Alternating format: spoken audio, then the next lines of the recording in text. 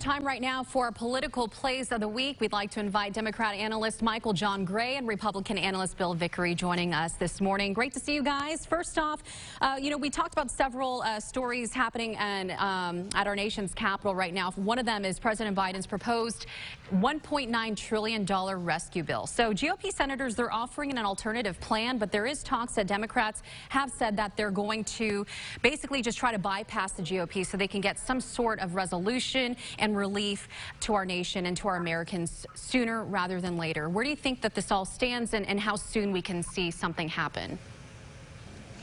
It needs to happen soon. It needs to happen real soon. The pushback in Washington is one's too small, one's too big.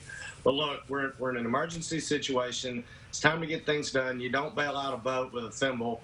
You go all in. The economists are saying the risk of too small a package is a big problem, and the president's pushing one that he really thinks will make a difference, and hopefully you'll see enough Republicans to come to the table to make it work. If not, I think they've got the votes to get it through as soon as we can. Bill? Yeah, I think, again, this is a little bit of sort of the classic federal National Democratic Party. I mean, just throw a lot more money at the situation as opposed to putting money into areas that can help really fix the problem. And so instead of just overwhelming something with money, which we've already done twice, by the way, we're talking about trying to provide some real strategic relief in areas, especially for small business, that can have an impact that cascades down. And so, I mean, look, just shocker of shockers. We talk about unity, and then we just decide to do it in a partisan fashion. That's not the first time that that's ever happened in Washington. Won't be the last. Joe Biden's no different than anybody else. He wants to get his way, so he's going to have to rely on Democrats. The real problem becomes for guys like Joe Manchin in West Virginia and the senator out in Arizona. They have to take tough votes now that will be unpopular in their home state, and I don't know if they're up to that. Let's talk more about raising the minimum wage, the federal minimum wage, to $15 an hour.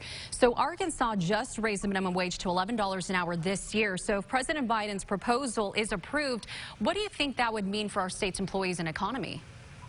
Well, so Florida just also passed one at 15. The federal minimum wage is $7.25. This is such a talking point, especially those that are against it. The proposal is over 5 years. I can remember getting paid minimum wage, and it was $2.80. I promise you, nobody wants to make $2.80 today. So at some point, it's got to be increased. The plan that's out there now is a 5-year adjustment to it.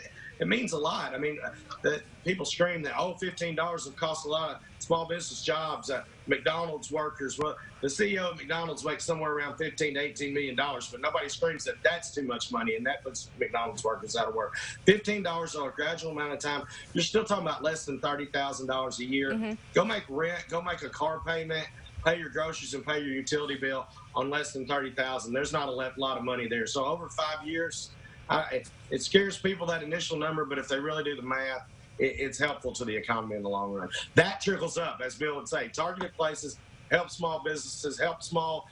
There's got to be an exemption for those that don't have enough employees. Mm-hmm. When you start talking about the Walmarts, the Tysons out there, rises all boats when you put more money into the people that spend it. It's nice to talk about big corporations that are public companies that have deep pockets. We're talking about small businesses that have 15, 20, 50 employees, something like that, that are multi-generational businesses. Exactly the same business that has been devastated by the government's reactions to the pandemic are exactly the same businesses that get hurt by this, phased in over 5 years or not. They have to factor that in. And so as a reality, look, we're talking also about the majority of people. Look this up. This comes from the NFIB. The majority of the people who have minimum wage jobs, that's a second job for them. That's supplemental to their income, because there are things like school teachers and people like that. So the reality becomes, it's a nice talking point to say, hey, we should raise the minimum wage and help these people. But the very people they should be helping are the small business owners. And in the midst of the devastation that we're in now we come in with a baseball bat and just and take out the place. It doesn't. The timing on this. 3 years before that minimum wage should even get as high as it is in Arkansas. So there's no baseball bat coming to Arkansas. And let's be real honest. Hey guys, I'm so sorry to interrupt. Come on. I've got to wrap this up. I thank you so much, Michael, John, and Bill, for joining us on Political Plays this morning. We'll have much more time next Monday. We'll be right back.